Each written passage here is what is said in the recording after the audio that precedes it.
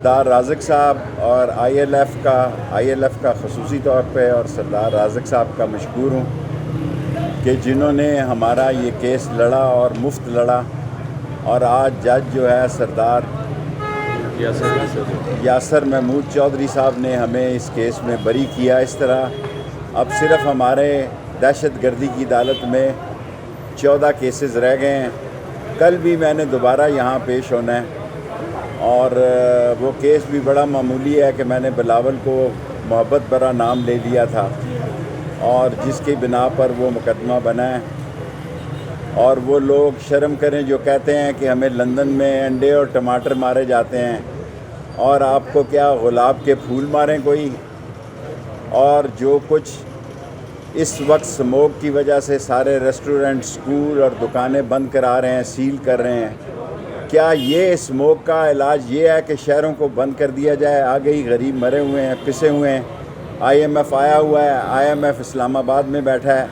غریب پر پہلے بھی قہر ڈالا گیا ہے آئی ایم ایف کے معاملے کی وجہ سے، اور اب پھر ایک تیاری ہو رہی ہے۔ اور جو کچھ ان لوگوں کے ساتھ باہر ہوتا ہے، قاضی فائق عیسیٰ کے ساتھ جو کچھ ہوا، پاکستان میں یہ بغیر سیکیورٹی کے باہر نہیں نکل سکتے۔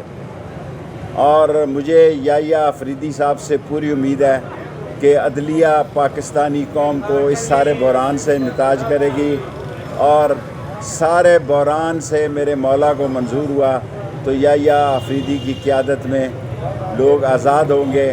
اور بلا وجہ جن لوگوں نے لندن میں کوئی مظاہرہ کیا، ان کے رشتہ داروں کو یہاں تنگ کیا جا رہا ہے، جو کہ سخت زیادتی ہے۔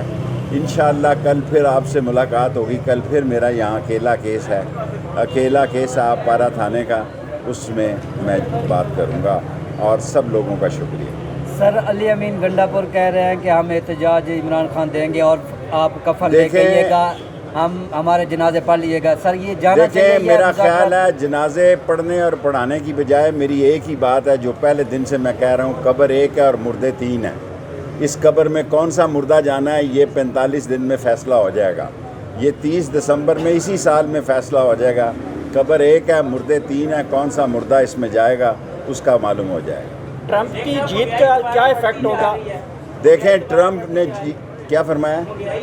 مہنگائی اتنی زیادہ ہوتی جا رہی ہے، آپ نے بہت میری مدد کی ہے، میں مشکور ہوں کہ لوگ ہینڈ ٹو ماؤتھ ہیں، لوگوں کے پاس بچوں کے فیس کے کرائے نہیں ہیں، بجلی کے بل کے نہیں ہیں، اور کھانے پینے کے نہیں ہیں، اور یہ عیاشیاں مار رہے ہیں جنیوا میں، سوئٹزرلینڈ میں، امریکہ میں، اور شاپنگ کر رہے ہیں، 2 بیگ اٹھا کے شاپنگ کر رہے ہیں۔